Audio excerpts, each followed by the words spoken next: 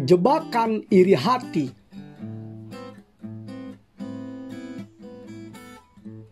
Shalom mitra produktif.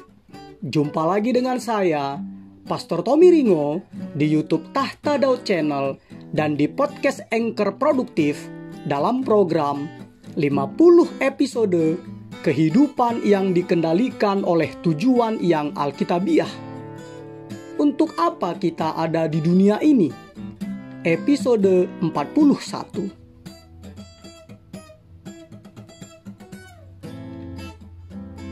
Sebelum kita belajar bersama dan memulai perjalanan rohani yang mengasyikkan ini, mari kita memperkatakan dan merenungkan firman Allah yang tertulis dalam kitab Amsal 14 ayat 30 yang berkata, "Hati yang tenang menyegarkan tubuh, tetapi iri hati membusukkan tulang."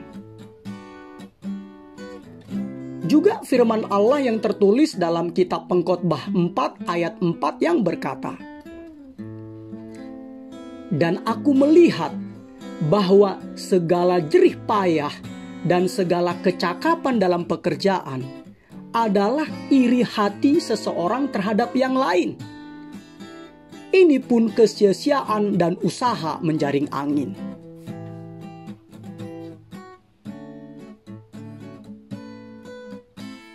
Dari ayat-ayat tersebut kita diingatkan bahwa Anda tidak dapat hidup dengan tujuan yang ditetapkan Allah bagi Anda jika Anda iri hati kepada kehidupan orang lain. Iri hati adalah keinginan daging yang ke-8 dari daftar keinginan daging yang tertulis dalam surat Galatia 5 ayat 19-21 dan tidak akan mendapat bagian dalam kerajaan Allah. Menurut Kamus Besar Bahasa Indonesia edisi kelima, iri hati adalah sikap kurang senang melihat kelebihan orang lain, cemburu, sirik.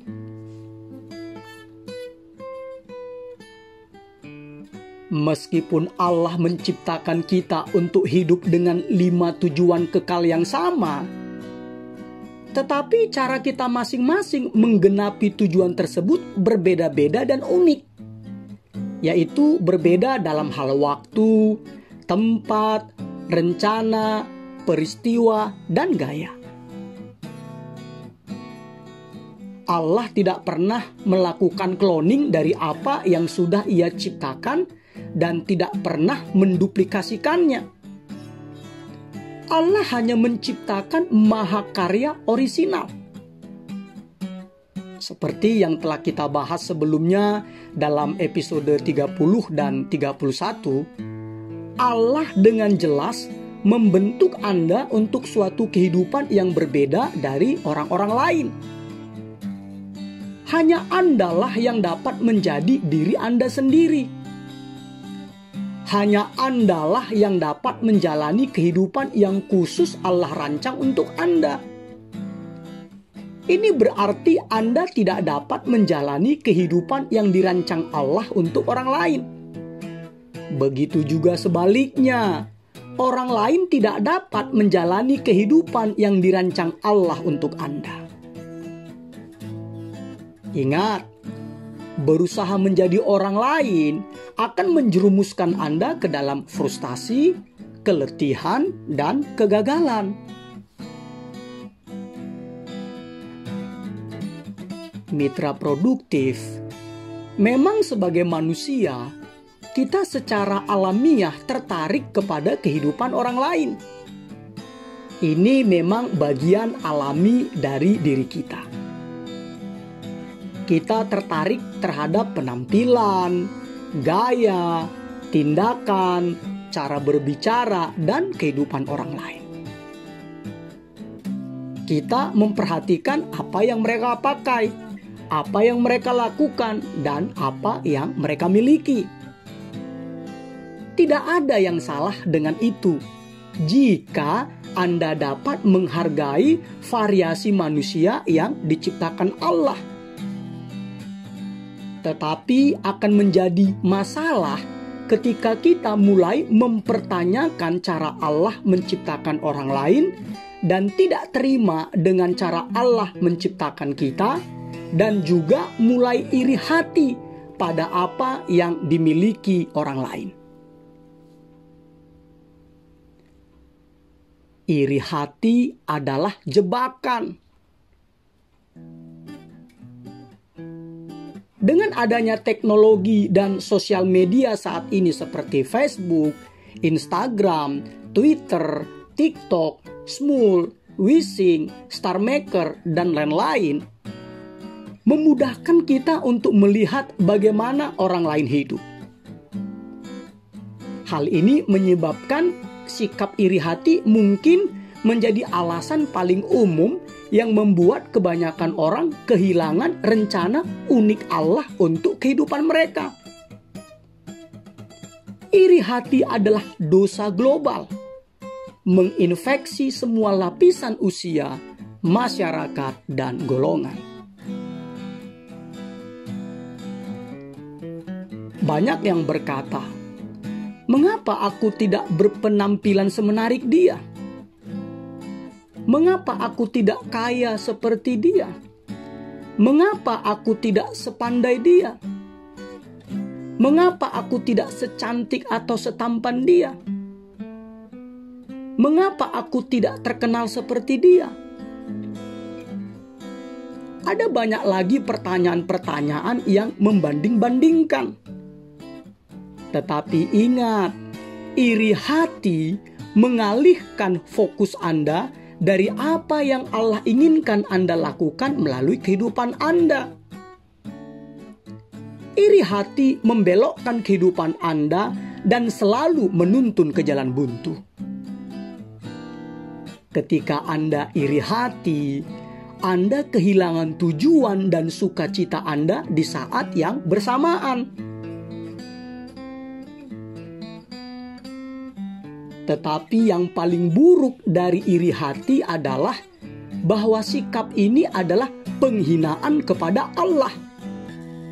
Karena setiap kali Anda ingin menjadi orang lain, ingin memiliki apa yang mereka miliki, atau ingin melakukan apa yang mereka lakukan, maka berarti Anda sedang membangkang kepada Allah.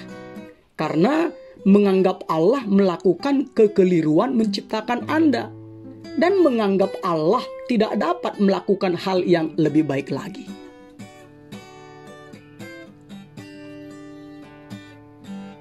Iri hati sebenarnya adalah pemberontakan rohani kepada Allah. Orang yang iri hati menganggap rencananya lebih baik untuk hidupnya dibandingkan dengan rencana Sang Pencipta terhadap dirinya.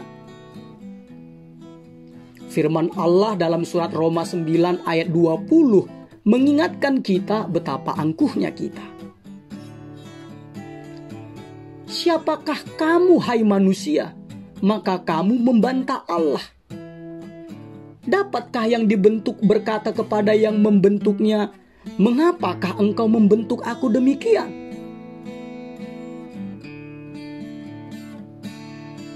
Mitra produktif, iri hati adalah sikap yang merusak dan Allah melarangnya dalam 10 perintah Allah yang terakhir atau yang ke-10. Seperti yang tertulis dalam kitab Keluaran 20 ayat 17. Jangan mengingini rumah sesamamu. Jangan mengingini istrinya, atau hambanya laki-laki, atau hambanya perempuan, atau lembunya, atau keledainya, atau apapun yang dipunyai sesamamu. Mengingini milik orang lain adalah kata lain dari iri hati. Allah sangat melarang kita mengingini apa yang dimiliki orang lain.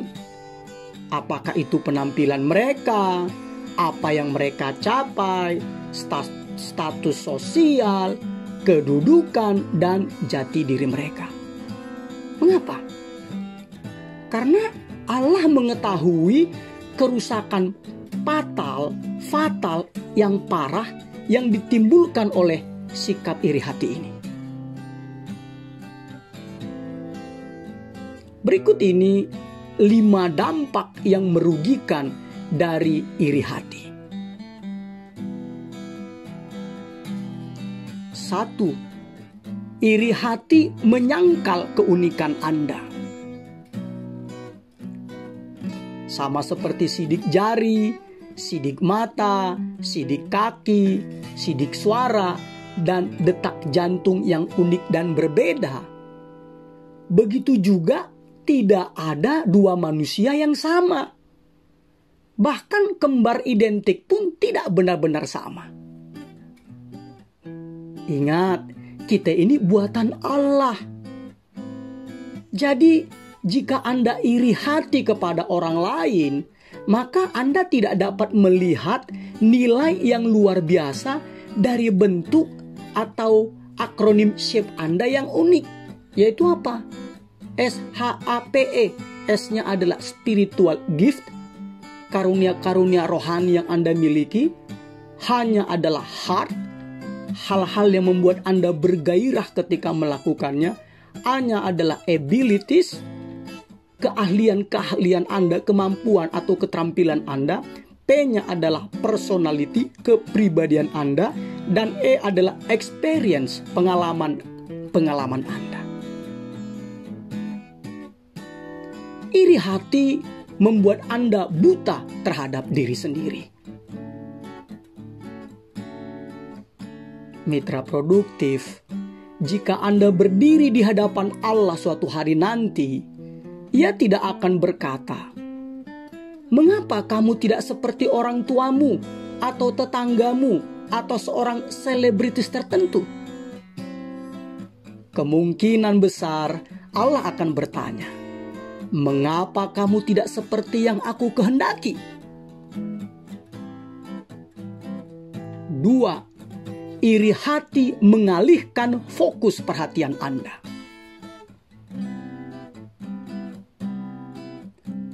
Anda tidak dapat berkonsentrasi penuh untuk menjadi apa yang Allah kehendaki ketika Anda iri hati kepada orang lain. Yesus berkata dalam Injil Lukas 9 ayat 62. Setiap orang yang siap untuk membajak tetapi menoleh ke belakang tidak layak untuk kerajaan Allah. Kalau Anda selalu sibuk memperhatikan apa yang dilakukan orang lain atau menginginkan apa yang mereka miliki, maka Anda tidak akan dapat melihat apa yang sedang Allah lakukan dalam diri Anda.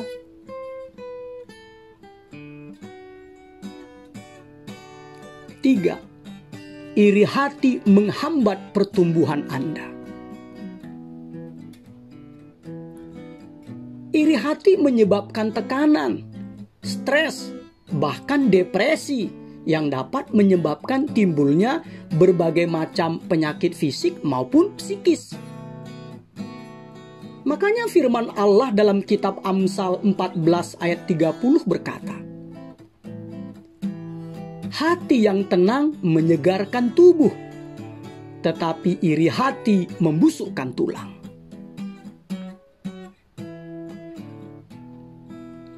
4.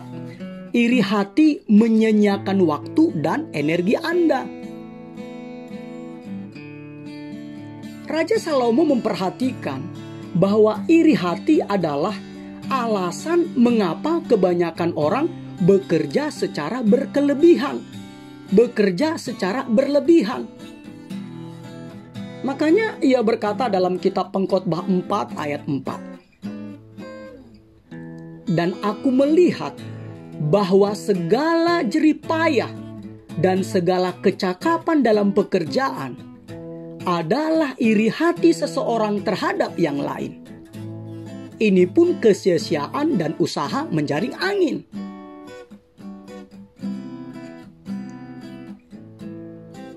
Iri hati adalah musuh dari rasa puas. Orang-orang yang iri hati berkata, Aku harus mempunyai lebih, uang lebih, harta kekayaan lebih, kekuasaan lebih, pengaruh lebih, prestasi lebih, kesenangan lebih, dan popularitas lebih. Banyak orang berusaha keras sampai menderita, bahkan ditimpa kematian. Karena apa? Karena mencoba menyamai atau melebihi orang-orang yang dicemburuinya. Itu adalah kesia-siaan. Makanya firman Allah dalam kitab Amsal 23 ayat 4-5 berkata, jangan bersusah payah untuk menjadi kaya. Tinggalkan niatmu ini. Karena engkau mengamat-amatinya, lenyaplah ia. Karena tiba-tiba ia bersayap, lalu terbang ke angkasa seperti Raja Wali. Juga firman Allah dalam surat 1 Timotius 6 ayat 9-10 berkata, tetapi mereka yang ingin kaya terjatuh ke dalam pencobaan, ke dalam jerat, dan ke dalam berbagai-bagai nafsu yang hampa dan yang mencelakakan, yang menenggelamkan manusia ke dalam keruntuhan dan kebinasaan. Karena akar segala kejahatan ialah cinta uang. Sebab oleh memburu uanglah beberapa orang telah menyimpang dari iman dan menyiksa dirinya dengan berbagai-bagai duka.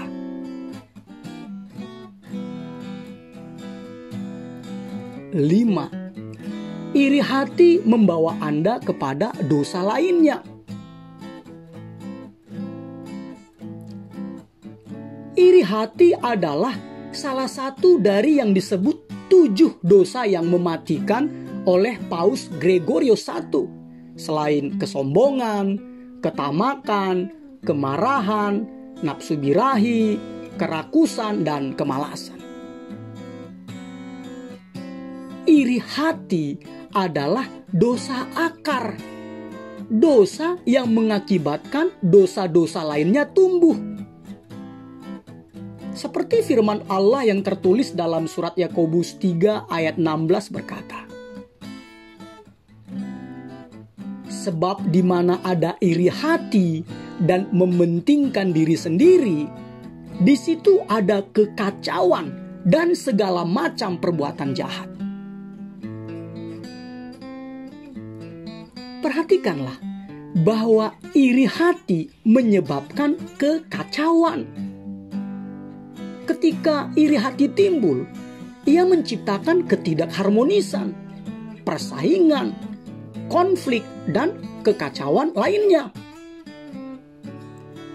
Setiap kali suatu hubungan terlihat kacau, Anda seharusnya memeriksa apakah itu disebabkan oleh iri hati atau ambisi egois yang mementingkan diri sendiri. Yakobus 3 ayat 16 juga berkata bahwa iri hati adalah sumber dari segala macam perbuatan jahat. Contohnya, dapatkah iri hati membuat berbohong? Ya, dapat. Membuat orang mencuri? Ya, dapat. Membunuh?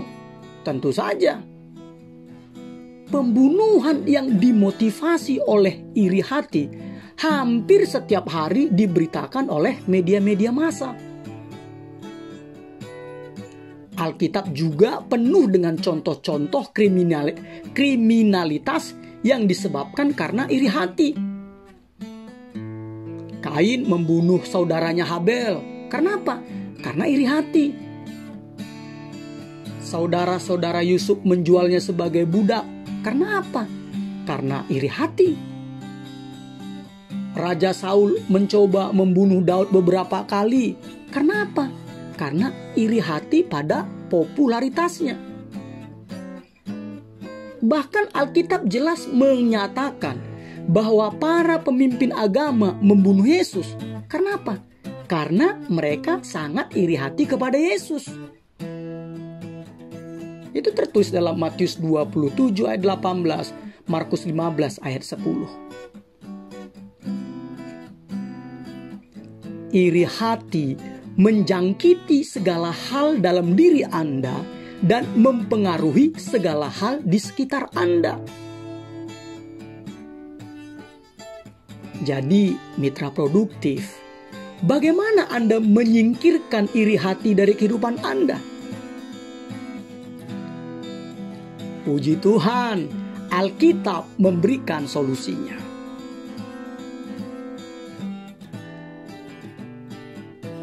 Pertama, berhentilah membandingkan diri sendiri dengan orang lain. Ini adalah titik awal. Membanding-bandingkan adalah akar dari segala iri hati. Mirisnya, dari sejak kecil kita sudah membanding-bandingkan. Kita memprotes karena merasa mendapatkan bagian yang lebih sedikit dibandingkan dengan saudara kita lainnya. Kita bertumbuh dengan membanding-bandingkan segala sesuatu. Apakah itu penampilan, benda-benda atau mainan yang kita miliki, nilai di sekolah, kemampuan atletik, talenta, dan lain sebagainya. Ketika kita bertumbuh dewasa, kita juga membanding-bandingkan merek baju, gadget, mobil, rumah, penghasilan, gaya hidup, dan banyak hal lainnya. Firman Allah dalam 2 Korintus 10 ayat 12 berkata, alangkah bodohnya mereka yang membanding-bandingkan dirinya dengan orang lain.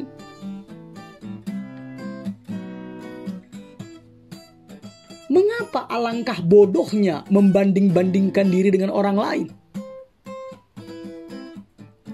Alasannya adalah karena Anda tidak dapat dibandingkan. Begitu juga dengan orang lain.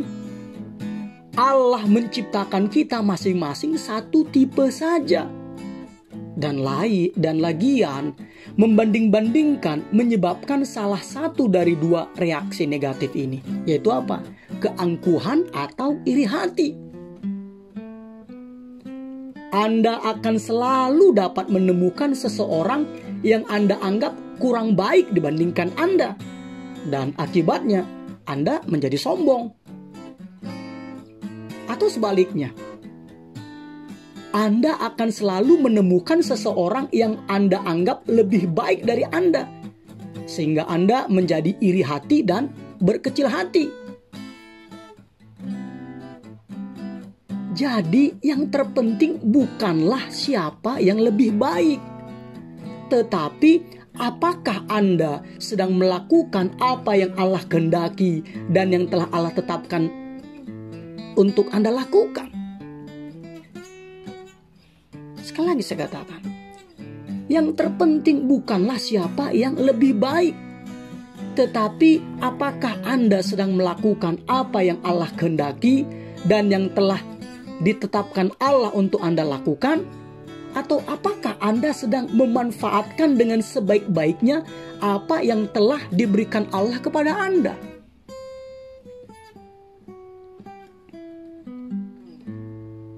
Allah tidak akan menghakimi Anda karena talenta yang tidak Anda miliki, atau karena kesempatan yang tidak Anda peroleh. Allah mengevaluasi Anda dengan bagaimana Anda hidup dan apa yang Anda lakukan dengan apa yang telah Allah berikan kepada Anda.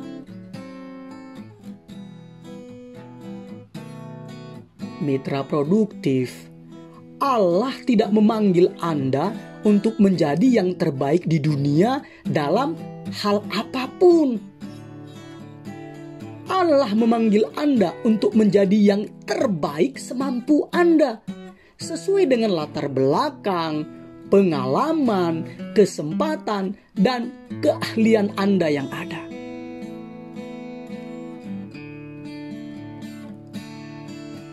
Jadi, putuskanlah sekarang mitra produktif.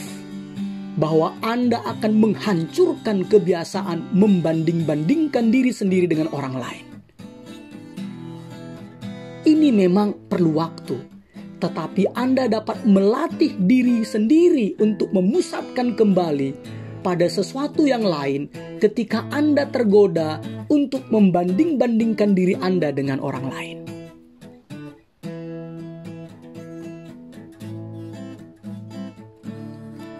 Kedua, bersukacitalah atas kebaikan Allah kepada orang lain. Daripada membenci kelebihan orang lain, bersukacitalah dengan mereka. Firman Allah mengajarkan kita untuk bersukacita ketika Allah memberkati mereka yang ada di sekitar kita. Seperti yang tertulis dalam surat Roma 12 ayat 15.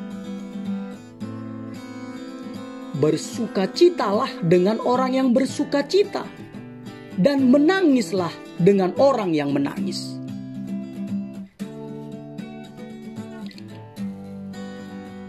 Bagian kedua dari ayat itu mudah dilakukan, karena tidak sulit menghibur orang ketika ia terluka atau kehilangan, sekalipun ia adalah saingan Anda.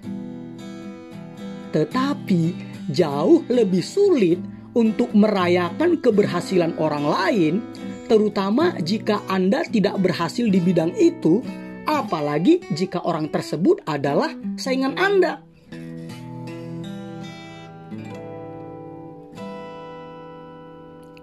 Mitra produktif, bagaimanakah respon Anda ketika rekan kerja Anda mendapatkan promosi? Jika Anda belum menikah, bagaimanakah respon Anda ketika mendengar atau menerima undangan pernikahan teman Anda?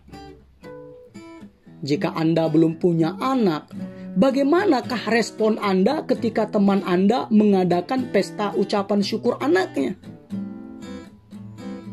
Apa reaksi pertama Anda ketika mendengar berita bahwa seorang teman Anda mendapatkan rejeki nomplok, durian runtuh?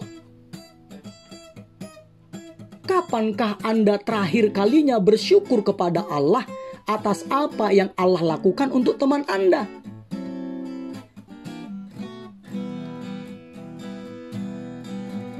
Satu alasan mengapa kita kadang-kadang sulit untuk bersukacita dengan orang yang bersukacita adalah karena kita takut hanya ada persediaan terbatas dari kebaikan dan anugerah Allah.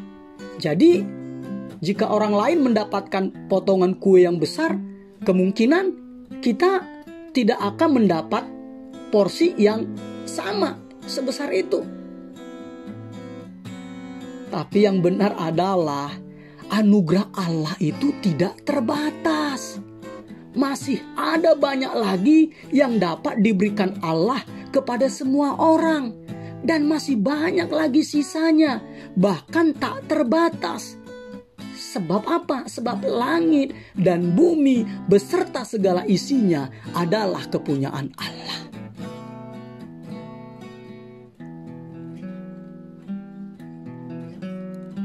Mirisnya, fakta memalukan tentang iri hati adalah bahwa orang yang membuat iri hati biasanya adalah orang yang kita kenal, bahkan orang yang paling dekat dengan kita.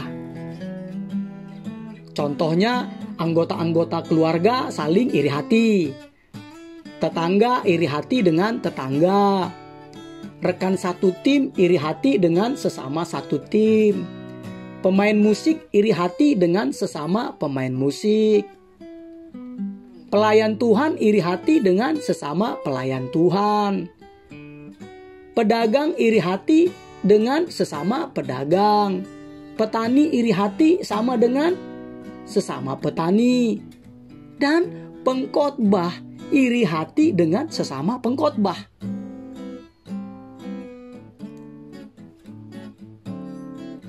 Mitra produktif, jika Anda ingin semakin berbahagia, inilah salah satu rahasianya. Belajarlah menikmati keberhasilan dan sukacita orang lain. Jika Anda baru bisa berbahagia ketika ada hal yang baik yang terjadi kepada Anda, maka Anda akan mengalami lebih banyak lagi ketidakbahagiaan. Karena apa? Karena tidak ada seorang pun yang hanya mengalami hal-hal yang baik saja.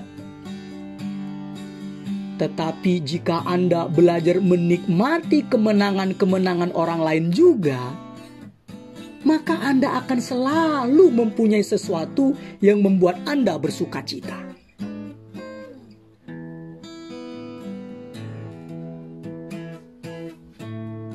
Ketiga, bersyukurlah dengan diri Anda sendiri dan dengan apapun yang Anda miliki.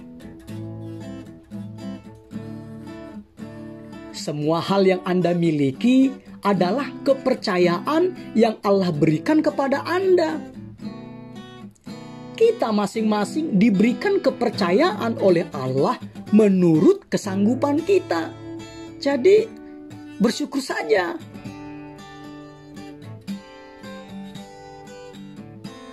Iri hati didasarkan pada mitos populer yang berkata bahwa mempunyai lebih banyak akan membuatku lebih berbahagia. Tetapi fakta membuktikan, baik Alkitab maupun kesaksian jutaan orang lainnya menunjukkan bahwa hal tersebut tidaklah benar. Kok bisa? Ya, karena Raja Salomo, orang yang paling kaya yang pernah hidup, itu berkata dalam kitab Pengkhotbah 5 ayat 9-10. Siapa mencintai uang tidak akan puas dengan uang. Dan siapa mencintai kekayaan tidak akan puas dengan penghasilnya. Seulang ya. Siapa mencintai uang tidak akan puas dengan uang. Dan siapa mencintai kekayaan tidak akan puas dengan penghasilannya. Ini pun sia-sia. Dengan bertambahnya harta, bertambah pula orang-orang yang menghabiskannya. Dan apakah keuntungan pemiliknya selain daripada melihatnya? Mitra produktif, kebahagiaan adalah pilihan. Anda sebahagia apa yang Anda pilih. Jika Anda tidak tahu bagaimana rasanya bahagia dengan apa yang Anda miliki, maka Anda tidak akan pernah merasa bahagia dengan memiliki lebih banyak lagi. Saya ingin menegaskan, memiliki impian yang ambisius, keinginan untuk menjadi lebih baik, dan memiliki sasaran atau tujuan atau cita-cita yang membutuhkan iman adalah hal baik. Jika itu berasal dari Allah, memberikan manfaat kepada orang banyak, dan didedikasikan untuk hormat dan kemuliaan Allah. Sudah seharusnya Anda memaksimalkan kehidupan Anda, karena Allah telah memperlengkapi Anda untuk berhasil. Jika tidak, berarti Anda tidak bertanggung jawab dan lalai memberikan yang terbaik kepada Allah. Yang terlarang adalah jika kita melakukan segala daya dan upaya terbaik kita, tetapi lahir dari iri hati. Itu yang dilarang.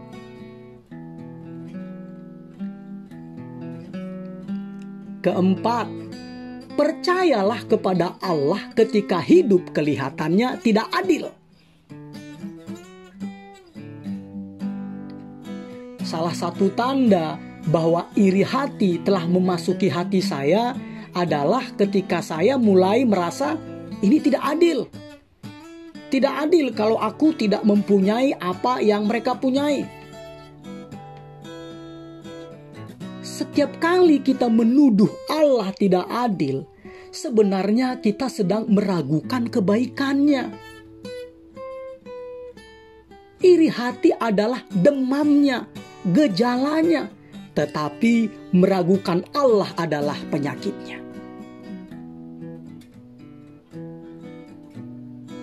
Setiap kali Anda iri hati kepada orang lain, Anda meragukan bahwa Allah mengetahui apa yang terbaik untuk Anda. Anda sedang mempertanyakan kasih-Nya, keadilannya, bahkan hikmat-Nya. Mitra produktif, jika Anda mulai mengomel tentang ketidakadilan Allah, ingatkanlah diri Anda tentang fakta-fakta berikut ini. Fakta pertama, semua hal yang aku miliki adalah pemberian Allah. Bahkan aku tidak ada jikalau bukan karena anugerah Allah. Udara yang aku hirup, oksigen yang aku hirup saat ini saja adalah pemberian Allah. Fakta berikutnya, hidup di dunia ini memang tidak adil karena dosa, bukan karena Allah. Jadi ngapain menyalahkan Dia? Fakta berikutnya, aku bukan maha tahu. Karena itu aku tidak tahu akan hari esok. Jadi kupercayakan saja hidupku kepada Allah yang maha tahu dan yang maha baik itu. Fakta berikutnya, tidak adil bagi Yesus untuk mati menggantikanku karena dosa-dosaku. Tetapi karena kasih-Nya, Ia melakukannya juga.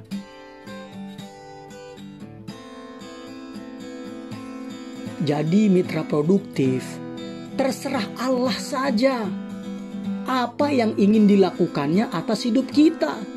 Karena kita adalah ciptaan dan milik kepunyaannya. Firman Allah dalam surat Roma 14 ayat 8 berkata,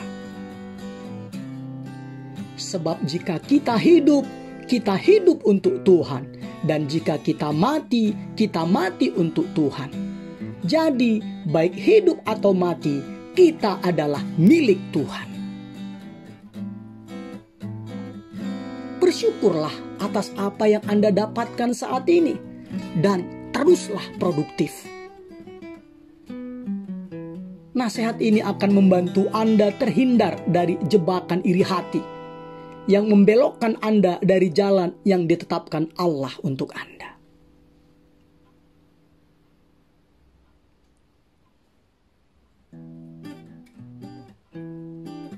Episode 41. Berpikir dan merenungkan tujuan hidup saya.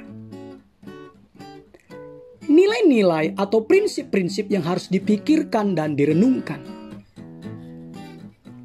Saya tidak dapat menggenapi tujuan Allah untuk saya jika saya iri hati kepada orang lain. Ayat untuk diingat, Amsal 14 ayat 30. Hati yang tenang menyegarkan tubuh, tetapi iri hati membusukkan tulang. Pertanyaan untuk dipikirkan dan direnungkan. Dalam hal apakah saya masih sering membanding-bandingkan diri sendiri dengan orang lain? Dan iri hati terhadap orang lain?